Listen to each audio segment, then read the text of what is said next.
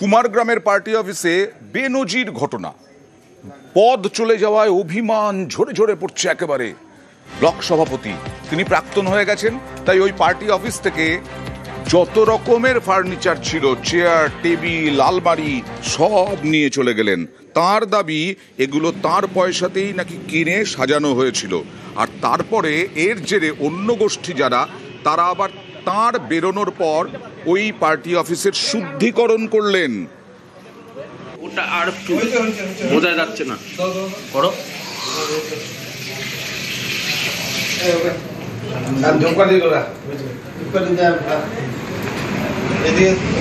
দলে নতুন দায়িত্বে আসবে, নতুন মুখ আসবে, তারা দল পরিচালনা করবে স্বাভাবিকভাবে। টেবিল থেকে নতুন ড্রয়ারগুলো ভেঙে দেওয়া হলো, এভাবে চলতে পারে না। তাই আমি ভাবলাম যে আমার অর্থবে যে সমস্ত সরঞ্জাম সেখানে পার্টি অফিসে জমা আছে সেগুলো আমি ফিরিয়ে আনার ব্যবস্থা করছি। কারা কি ভাবলো, কারা কি বললো আমার জানা নেই। আমি শুনলাম নাকি গঙ্গা জল ধুয়েছে, আমি খুব খুশি হলাম।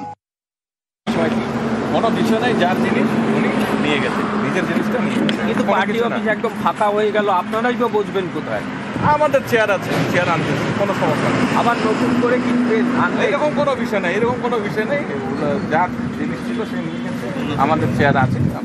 আমরা লোকে তো খারাপ চোখে দেখছে, এরকম কোনো বিষয় নেই, এরকম খারাপ দেখার কোনো বিষয় নেই। যার জিনিস ছিল উনি নিয়ে গেছে। গঙ্গারামপুরের বিএলআর অফিস যেন ঘুঘুর বাসা, ওখানে নাকি বড়বাবুকে কোনো টাকা না দিয়ে কাজই হয় না।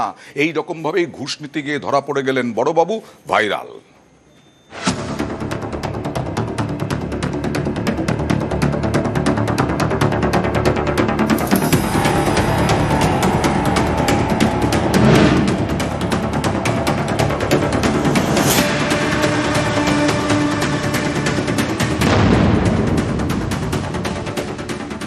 জানতাম যে বিএলআর অফিস ঘুঘুর বাসা, শুধু প্রমাণের অভাব দেখা যাচ্ছিল না, অনেক বড় বড় আধিকারিকও এর সঙ্গে অবশ্যই যুক্ত আছে। ওই বিএলআর অফিসে প্রত্যেকটা কেস পিছু যা শুনতে পাচ্ছি আর কি, কমিশন না হয়, সেগুলো অনেক কারো কাছে যায়।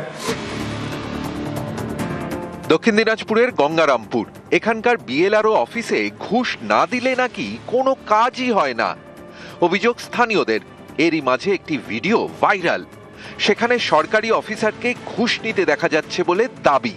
এর সত্যতা যাচাই করেনি নিউজ 18 বাংলা।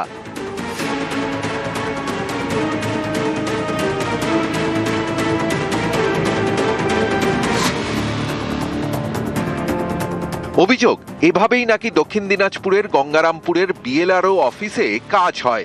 ফেলো করি তবে কাজ। অভিযোগ, ভাইরাল ভিডিওয় যাকে টাকা নিতে দেখা গিয়েছে তিনি বিএলআরও অফিসের বড়বাবু অখিল পাল। ঘুষ ছাড়া কোনো কাজ নাই। একটা কাগজ করতে গেলে ঘুষ নেয়, কাগজ নিতে গেলে ঘুষ নেয়, এটা কি ব্যাপার? অখিল পাল গঙ্গারামপুর বিএলআরও অফিসের ক্যাশিয়ার। ভাইরাল ভিডিওকে সামনে রেখে তার বিরুদ্ধেই অফিসে বসে ঘুষ নেওয়ার অভিযোগ। জানতাম যে বিএলআর অফিস ঘুঘুর বাসা, শুধু প্রমাণের অভাব দেখা যাচ্ছিল না, অনেক বড় বড় আধিকারিকও এর সঙ্গে অবশ্যই যুক্ত আছে। ওই বিএলআর অফিসে প্রত্যেকটা কেস পিছু যা শুনতে পাচ্ছি আর কি, কমিশন না হয়, সেগুলো অনেক কারো কাছে যায়। বড়বাবু আমার অফিসে ক্যাশ সেকশনের দায়িত্বে থাকেন, তো গভর্নমেন্ট যে রেভিনিউ হয় সেই সেকশনে ক্যাশ বিলিংস ওনার দায়িত্বই রয়েছে, সেটা গভর্নমেন্ট রেভিনিউ ট্রানজ্যাকশনটা উনি করেন। এবার যারা ভিডিও ভাইরাল করেছে তাদের কি কমপ্লেন আছে সেটা কমপ্লেন পেলে আমরা খতিয়ে দেখব। দক্ষিণ দিনাজপুরের গঙ্গারামপুর থেকে সুজন সূত্রধর, নিউজ 18 বাংলা। বনগাঁয় 6 তৃণমূল কাউন্সিলরের বাড়িতে হামলা, বোমা, গুলি নিয়ে এই 6 তৃণমূল কাউন্সিলর বর্তমান পুরসভার চেয়ারম্যানের বিরুদ্ধে অনাস্থা প্রস্তাবে সই না করায় হামলা।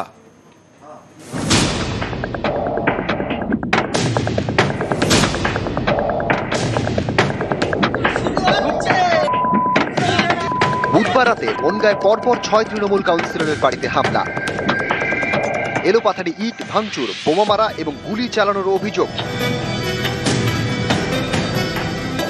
গুলি, ইট ছুটছে, অবশ্যই আতঙ্কে আছি। মদের বোতল, সিসি ক্যামেরা ভেঙে দিয়েছে, 4 রাউন্ড গুলি ছুড়েছে। আমার বাড়িতেও হামলা হয়েছে এবং অজস্র বাইরের ছেলে এসছে, সব মুখে কাপড় বাঁধা, এখনো জানতে পারিনি কি কারণে হামলা। কাউন্সিলরদের বাড়িতে বোমা, গুলি, ইট, অবশ্যই আতঙ্কে ভয় আছে। বৃহস্পতিবার বনগাঁ থানার সামনে বিক্ষোভ দেখান আক্রান্ত কাউন্সিলররা। সেই বিক্ষোভে সামিল হন বনগাঁ ঠাকুরবাড়ির সদস্য রাজ্যসভা তৃণমূল সাংসদ মমতা বালা ঠাকুর।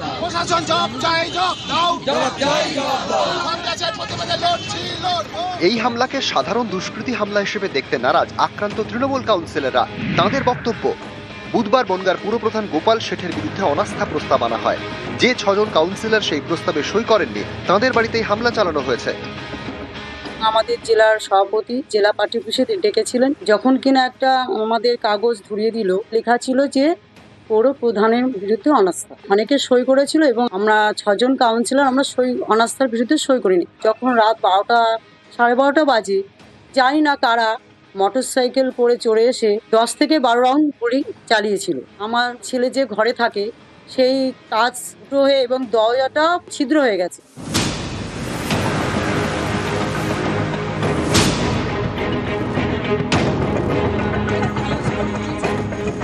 কাকিমা ফোন করে বৌমা বোম পড়েছে, আবার 10 মিনিট পরে কাকিমা ফোন করে বললো পরপর আরো 2টো পড়েছে। কেন হলো বলতে আমাদেরকে অনাস্থা প্রস্তাবের জন্য বলা হয়েছিল চেয়ারম্যানের বিরুদ্ধে, তো আমরা অনাস্থা পেপারে সই করিনি। হয়তো তারই পরিপ্রেক্ষিতে হয়তো বোমটা ফেলেছে আমাদের বাড়িতে। দুষ্কৃতীরা যদি মনে করে যে বোম ফেলে বন্দুক দেখিয়ে বসিয়ে রাখবে ঘরে, কিন্তু সেটা পারবে না। আমাদের যখন ডাকা হয় আমরা যাই 6 জন মহিলা কাউন্সিলর, সেখানে গিয়ে আমাদেরকে জোর করে হুইপ করা হয় যে যাতে আমরা সই করে দিই।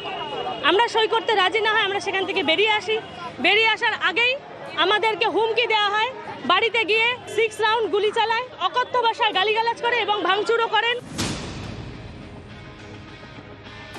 ওই অনাস্থা প্রস্তাবে যে কাউন্সিলররা সই করেননি তাদের বাড়িতেই নির্দিষ্ট করে তারা অভিযোগ করছেন যে হামলা হয়েছে।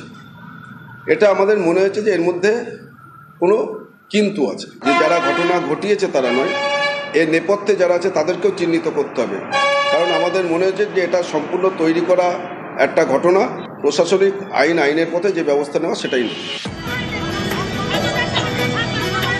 26শে বিধানসভা ভোটের আগে 40টি পুরসভার নেতৃত্ব বদলে নজর দিয়েছে তৃণমূল।